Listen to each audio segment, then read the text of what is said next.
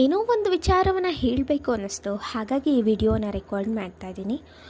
ನಮ್ಮಲ್ಲಿ ಕೆಲವೊಂದಷ್ಟು ಜನ ನಾವು ಹೇಗೆ ಅಂದರೆ, ಕೆಲವೊಬ್ಬರು ತುಂಬ ಏನೇ ನೋವಿದ್ರೂ ಕೂಡ ತುಂಬ ನಗ್ತಾ ಇರ್ತಾರೆ. ತುಂಬ ಜನ ಹೇಳ್ತಾರೆ, ಇವನು ತುಂಬ ನಗ್ತಿದ್ದಾನೆ ಅಂದರೆ ತುಂಬ ನೋವಿರುತ್ತೆ, ತುಂಬ ಕಷ್ಟದಿಂದ ಬಂದಿರ್ತಾರೆ ಅಂತ. ಸೊ ಅಂಥ ಒಂದಷ್ಟು ಜನಗಳಿರ್ತಾರೆ, ಅದರಲ್ಲಿ ನಾನು ಒಬ್ಬಳು ಅಂದ್ಕೊಳ್ಳಿ.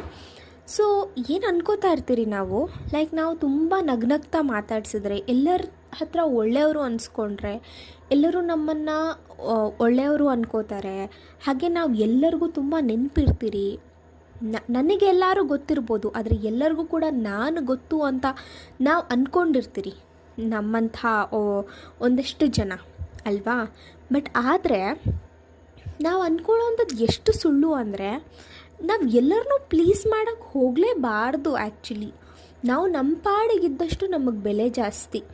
ಈಗ ಯಾರೋ ಒಬ್ಬರು ತುಂಬ ಮಾತಾಡ್ತಿದ್ದಾರೆ ಅಥವಾ ತುಂಬ ಎಲ್ಲರ ಜೊತೆ ಫ್ರೆಂಡ್ಲಿ ಆಗಿದ್ದಾರೆ ಅಂದರೆ ಅವ್ರನ್ನ ಜನ ಕೇರ್ ಕೂಡ ಮಾಡಲ್ಲ, ಕ್ಯಾರೆ ಅಂತಲೂ ಹೇಳಲ್ಲ.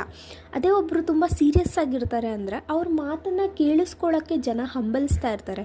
ಸೊ ನಮ್ಮ ಮಾತುಗಳು ಯಾವಾಗಲೂ ಕೂಡ ಬೇರೆಯವರು ಅಯ್ಯೋ ಏನು ಗುರು ಯಾವಾಗೂ ಮಾತಾಡ್ತಿರ್ತಾನೆ ಇವನು ಅಂತ ಅಂದ್ಕೊಳ್ಳೋ ಬದಲು, ಏನೋ ಮಾತಾಡ್ತಿದ್ದಾರೆ, ಸೊ ಏನು ಹೇಳ್ತಾರೆ ಅಂತ ಅವರು ಕಾಯ್ತಿರಬೇಕು. ನಮ್ಮ ಮಾತುಗಳನ್ನು ಕಿಂಚಿತ್ತೂ ಕೂಡ ಕಡೆಗಣಿಸದೆ ಅವರು ಕೇಳುವಂಥ ಒಂದು ಕಿವಿಗಳು ಇರಬೇಕು. ಅಂಥದ್ದಿರಬೇಕು ಅಂದರೆ ನಮ್ಮ ಮಾತು ಬಹಳಷ್ಟು ಅಮೂಲ್ಯವಾಗಿರಬೇಕು. ಯೋಗ್ಯತೆ ಇಲ್ಲದೆ ಇರೋರಿಗೆಲ್ಲ, ನಮ್ಮ ಮಾತಿಗೆ ಕೇರ್ ಮಾಡದೇ ಇರೋರಿಗೆಲ್ಲ ನಾವು ತುಂಬ ಕಾಳಜಿಯನ್ನು ತೋರಿಸಿ, ತುಂಬ ಪ್ರೀತಿಯನ್ನು ತೋರಿಸಿ, ತುಂಬ ಅಟೆನ್ಷನನ್ನು ಕೊಟ್ಟು ನಮ್ಮ ಸಮಯವನ್ನು ಹಾಳು ಮಾಡ್ಕೊಳ್ಳೋ ಅಂಥ ಯಾವುದೇ ನೆಸೆಸಿಟಿ ಇಲ್ಲ. ನಾವು ಅಂದ್ಕೊಂಡಿರ್ತೀರಿ ನಮ್ಮ ಬಗ್ಗೆ ಎಲ್ಲರಿಗೂ ಗೊತ್ತು ಅಂತ, ಆದರೆ ಅವ್ರಿಗೆ ನಮ್ಮ ಹೆಸರು ಗೊತ್ತಿರಲ್ಲ. ಆ್ಯಂಡ್ ನಾವು ಪ್ರತಿ ಸಲ ನಾವೇ ಮಾತಾಡ್ಸೋದಕ್ಕೆ ಮುಂದೆ ಹೋಗ್ತಿರ್ತೀರಿ. ಬಟ್ ಇಫ್ ನಾವೇನಾದರೂ ಸೈಲೆಂಟಾಗಿದ್ದರೆ ಅವ್ರು ನಮ್ಮನ್ನು ಮಾತು ಕೂಡ ಹಾಡೋದಿಲ್ಲ. ಸೊ ಇಷ್ಟರಲ್ಲೇ ನಾವು ಅರ್ಥ ಮಾಡ್ಕೋಬೇಕು.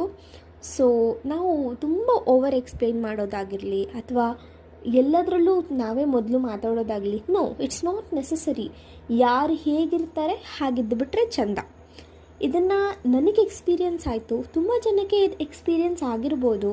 ಸೊ ಇದನ್ನು ಶೇರ್ ಮಾಡ್ಕೋಬೇಕು ಅನ್ನಿಸ್ತು. Thank you for giving your 1 or 2 minutes time. So thank you. ಒಳ್ಳೆಯದಾಗಲಿ.